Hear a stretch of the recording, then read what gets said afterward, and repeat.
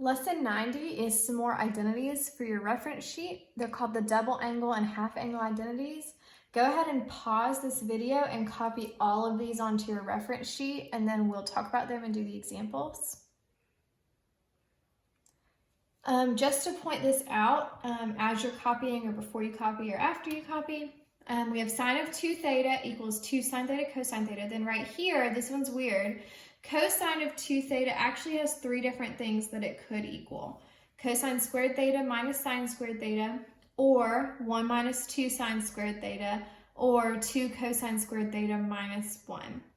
If you are interested in how you get those 3 things, that is in your lesson, in your book. For the sake of time, we're not going to go over that today, but cosine 2 theta could equal any of those 3 things. And then tangent 2 theta equals 2 tangent theta over 1 minus tangent squared theta. And then you have your half angle identities.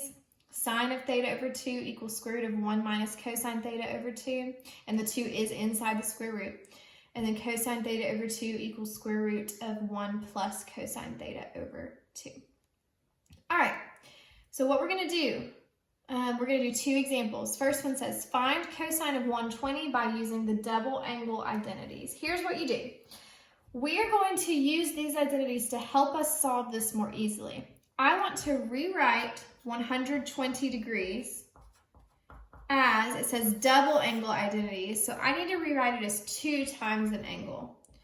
What would this equal? What would this angle be? Well, 120 equals 2 times 60. So 60 is going to be my theta. Here's why it helps. Just do the problem and see how it helps. So we'll have cosine of 2 times 60. So everywhere you see a theta, you're going to put a 60 instead. And we could use any of these 3. Let's just use the top one. So that'll equal cosine squared of 60 minus sine squared of 60. And then all I have to do is find sine and cosine of 60 degrees, which I know 60 degrees. I have root 3, 1, 2. Cosine is going to be 1/2 squared. And then sine is going to be root 3 over 2 squared. Then you square them. 1/4 minus 3 over 4. So you should get negative 2 over 4, which is negative 1/2 as your answer. So this just helps us break it down into angles that are easy to find the sine and cosine and tangent of. The last one we're going to do says find sine of 15 degrees by using half angle identities. All right, so what we want to do now, we're using the half angle identities, so we want to make it look like theta over 2 equals 15 degrees. We want to rewrite 15 degrees as theta over 2. Well, what divided by 2 equals 15? Theta would have to be 30 degrees.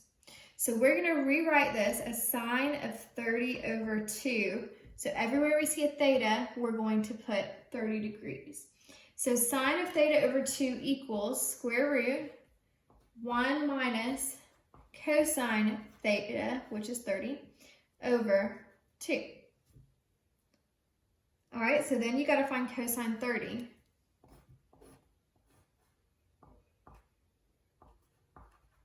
Cosine 30 is going to be root 3 over 2 using our reference triangles. So I'll have square root of 1 minus root 3 over 2 over 2. Now here I do not like that I have a fraction within a fraction, within a root. So I'm going to multiply everything inside of here by 2 to get rid of that fraction. So that'll be square root of 2 minus root 3 over 4. And then all I can do to simplify is this 4, I can take the square root of it.